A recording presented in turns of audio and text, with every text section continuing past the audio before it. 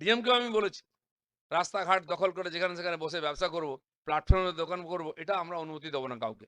তার জন্য ওইটা নয় 1000 লোকের অসুবিধা করে আপনি ব্যবসা করে কোন নেতা বা কোনো পুলিশ বসিয়ে দিয়েছে, ওটা কন্টিনিউ হতে পারে না। একটা ভুলকে আমরা এগিয়ে নিতে পারি না, তার সমাধান করতে হবে।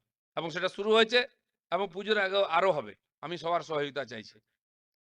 এতদিন যা চলে এসছে ওটা ঠিক নয়, তার পরিবর্তন যেন হওয়া চাই, আর সে পরিবর্তন আমরা করব। তবে কি পুজোর আগেই উচ্ছেদ মেদিনীপুরে? আপাতত তেমনটাই ইঙ্গিত শাসক দলের মন্ত্রী দিলীপ ঘোষের। মেদিনীপুর শহরে সরকারি অনুষ্ঠানে উপস্থিত হয়ে পরিষ্কার হুঁশিয়ারির সুরে দিলীপ ঘোষ জানিয়ে দিয়েছেন, পুজোর আগে আরও উচ্ছেদ হবে। জেলা শাসককে তেমনটাই বলা হয়েছে। তারপরেই পশ্চিম মেদিনীপুর জেলা শাসকের কাছে বিষয়টি নিয়ে জিজ্ঞাসা করা হলে তিনিও পরিষ্কার কিছু বলেননি। অর্থাৎ না বাচক কোনো রকম কথা তার কাছে পাওয়া যায়নি। তবে তিনি জানান, দখল খালি করার প্রক্রিয়া চলবে। যেখানে যার যা জায়গা রয়েছে সেখানে সেই কর্তৃপক্ষ দখলমুক্ত করবে। তবে তার আগে যাদের ওঠানো হবে তাদের কথা শোনার ব্যবস্থা করা হবে তথা শুনানি হবে। উল্লেখ করা যাক, পশ্চিম মেদিনীপুরে এই উচ্ছেদ কোথায় কতখানি হচ্ছে এই মুহূর্তে। পশ্চিম মেদিনীপুরের ঘাটাল শহরে ইতিমধ্যে বাসস্ট্যান্ড সংলগ্ন এলাকা থেকে অনেকটাই ফুটপাত বা পূর্ত দপ্তরের জায়গাতে থাকা দোকান উচ্ছেদ হয়ে গিয়েছে। এরপর ঘাটাল শহরে আরো বেশ কিছু স্থানে উচ্ছেদের নোটিশ দেওয়া হয়েছে। এরপরেও রয়েছে সব থেকে গুরুত্বপূর্ণ স্থান মেদিনীপুর শহরে। ইতিমধ্যেই মেদিনীপুর শহরের সেন্ট্রাল বাসস্ট্যান্ড সংলগ্ন এলাকা থেকে সরানো হয়েছে 16টির বেশি দোকান, যা বাসস্ট্যান্ড থেকে বাস বেরিয়ে যাওয়ার মুখে পাশেই ছিল। পূর্ত দপ্তরের রাস্তার ওপরেই সেগুলি ছিল। বেশিরভাগ খাবারের দোকান ছিল সেগুলি। সেখানে 10 দিনের নোটিশ দিয়ে সকলকেই সরানো হয়েছে দোকানদারদের। তারপর সেই স্থান বুলডোজার চালিয়ে সমতল করা হয়েছে, লক্ষ্য রাস্তা আরো চওড়া করা। এরপরেই নোটিশ পড়েছে মেদিনীপুর শহরের পঞ্চুর চক এলাকা থেকে গোলকুয়ার চক এলাকাতে থাকা দোকানদারদের হাতে। যারা দোকানে ছিলেন না তাদের দোকানে উচ্ছেদের নোটিশ ধরিয়ে দেওয়া হয়েছে বা দোকানে উচ্ছেদের নোটিশ চিটিয়ে দেওয়া হয়েছে। মোট 41 জন দোকানদারকে উচ্ছেদের নোটিশ ধরানো হয়েছে। তখনই জোর ঝড় শুরু হয়ে যায় বলা ভালো ব্যবসায়ীদের মধ্যে। তারপরে মাথায় বজ্রপাত নান্নুর চক এলাকাতেও, সেখানেও বহু দোকানদারদের নোটিশ করা হয়েছে বলে জানা গিয়েছে। সেই সাথে মেদিনীপুর শহরের অপর প্রান্ত যুগ্নতলাতেও নোটিশ দেওয়া হয়েছে দোকানদারদের। দোকানদারদের বক্তব্য, তাদের অন্তত পুজোর সময় পর্যন্ত থাকার সুযোগ দেওয়া হোক। এটা একটা বড় আয়ের সময় তাদের।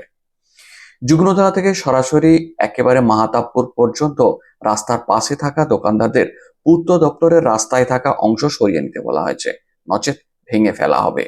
সেই সময়ের মধ্যে অনেকেই নিজের দোকান ভেঙে সরানোর কাজ শুরুও করে দিয়েছেন। পরপর এমন নোটিশ পাবেন হয়তো আরো অনেকে। সেগুলির ক্ষেত্রে কোনো রকমের নমনীয়তার সুযোগও নেই। সম্ভাব্য জটিল পরিস্থিতির কথা আঁচ করেই বিভিন্ন স্তরের হকারদের নিয়ে প্রতিবাদে সামিল হয়েছে বিভিন্ন হকার সংগঠনগুলি মেদিনীপুর শহরে। ইতিমধ্যেই লিখিতভাবে তারা মেদিনীপুরের সদর মহকুমা শাসকের কাছে জানিয়েছেন, উপযুক্ত পুনর্বাসন ছাড়া হকার উচ্ছেদ কোনোভাবেই চলবে না। কি জানিয়েছিল হকার সংগঠন বা হকারেরা, একবার শুনে নেওয়া যাক। হকারদের যে 10 দিনের নোটিশে উচ্ছেদ করার কথা আপনারা বলেছেন, আমরা মনে করি অত্যন্ত মানবিক দৃষ্টিভঙ্গি নিয়ে যদি বিবেচনা করেন তাহলে দেখবেন যে এই হকার বন্ধুরাও কিন্তু এই অর্থনীতির একটি বাহক। এই অর্থনীতিতে যেখানে আপনারা চাকরি দিতে পাচ্ছেন না, সেখানে হকাররা সৎভাবে তারা যে জীবন জীবিকা করছে, সেই জীবন জীবিকার স্বার্থে হকারদের উচ্ছেদ নয়, তাদের অন্তত রুটি রুজির স্বার্থে তাদের সন্তান সন্ততির মুখে আহার তুলে দিতে তাদের বিকল্প ব্যবস্থা না করে কোনো উচ্ছেদের প্রকল্প নয়।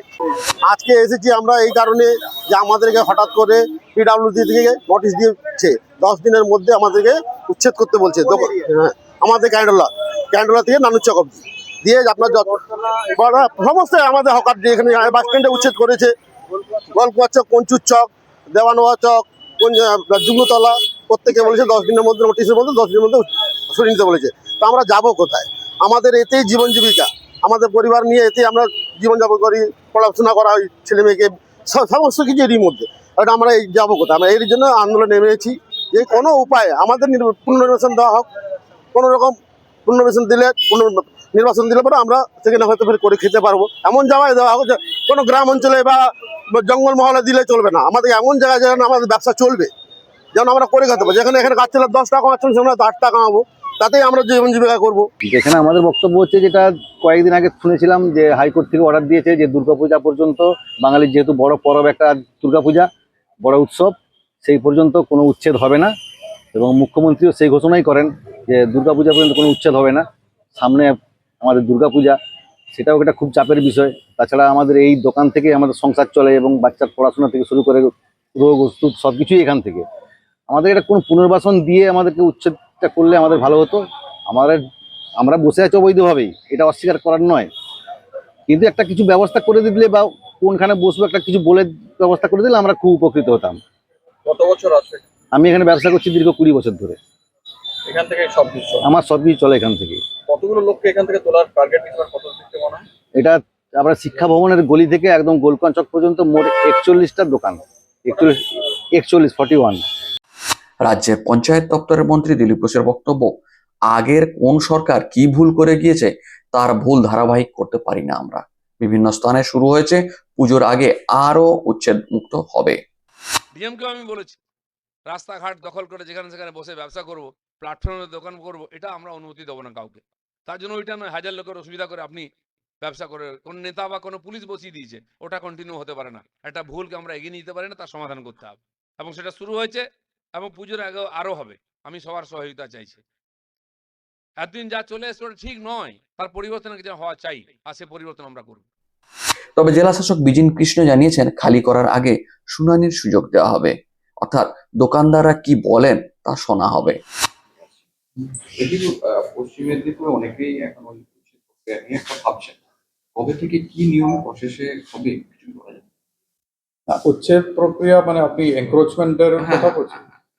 ধরুন, এনক্রোচমেন্ট রিমুভালের জন্য অলরেডি সেট নিয়ম আছে। তার যদি হাইওয়েতে হলে তাহলে হাইওয়ে অ্যাক্টের উপরে হবে, অন্যান্য বিভিন্ন যে নিয়ম আছে তার উপরেই আছে। তো যেখানে যেখানে এনক্রোচমেন্ট রয়েছে, তো এনক্রোচমেন্ট যেখানে আছে তার চিহ্নিত করা এবং তার নিয়মিতভাবে নোটিশ দেওয়া, এবং যারা যারা এনক্রোচ আছে ওনাদেরকেও একটা নিজের পজিশন এক্সপ্লেন করার জন্য একটি সুযোগ দেওয়া। ওনাদের কথা শোনার পরে ফাইনালি কিভাবে কি করা যায় সেটা সংশ্লিষ্ট দপ্তর, ধরুন এটা পিডাব্লিউডির ল্যান্ড করলে এটা পিডাব্লিউডি করবে। এবার পিডাব্লিউডি যেখানে পিডাব্লিউডি হাইওয়ে অ্যাক্ট অনুযায়ী বা পিডাব্লিউডি অ্যাক্ট অনুযায়ী যদি হাইওয়ে অ্যাক্ট অনুযায়ী যখন করছে, তখন যদি পিডাব্লিউডির আমাদের কোনো ইয়ে লাগবে কনসার্ন এসডিওর কাছে পেশ করা হবে। তো কনসার্ন এসডিও ম্যাটারটা শোনার পরে মানে পুরো ব্যাপারটা দেখে ওদেরকে অর্ডার দেওয়া হবে। এই হচ্ছে মানে মোস্টলি প্রক্রিয়াটা। মানে অনেকে তো নোটিশ পেয়ে গেছে, তাই ভাবছি পুজোর আগে হবে না তারপরে হবে। ওরা বেরোতে পারছে না। দেখুন, এটা কেস টু কেস বেসিসে দেখতে হবে। আমরা কি বলবো, encroachment removal at the same time যতটা পারি একটু রিহ্যাবিলিটেট করার জন্য, আর কার কার কতটা ক্লেম আছে এগুলো দেখে এটা ব্যবস্থা নেবে। আমি ওই জন্য পার্টিকুলারলি কোনো বলবো না, পুজোর আগে পুজোর পরে এভাবে এটা বলা যাবে না। কিন্তু নোটিশটা পেলে নিশ্চয়ই একটা হিয়ারিং এর একটা ব্যবস্থা হবে, তো ওনাদের একটা নিজের পজিশনটা জানানোর জন্য। তো যদি নোটিশে কোনো কিছু ডিসপিউট থাকলে না, তো জানানোর জন্য একটা প্রভিশন থাকে। তবে ইতিমধ্যেই অবশ্য মেদিনীপুর শহরের 3টি স্থান থেকে 3টি পার্টি অফিস ভেঙে গুঁড়িয়ে দেওয়া হয়েছে, যা নির্বাচনের সময় তৃণমূলের ছিল। নির্বাচনের তৃণমূলের হেরে যাওয়ার পর সেটি বিজেপির হয়ে গিয়েছিল।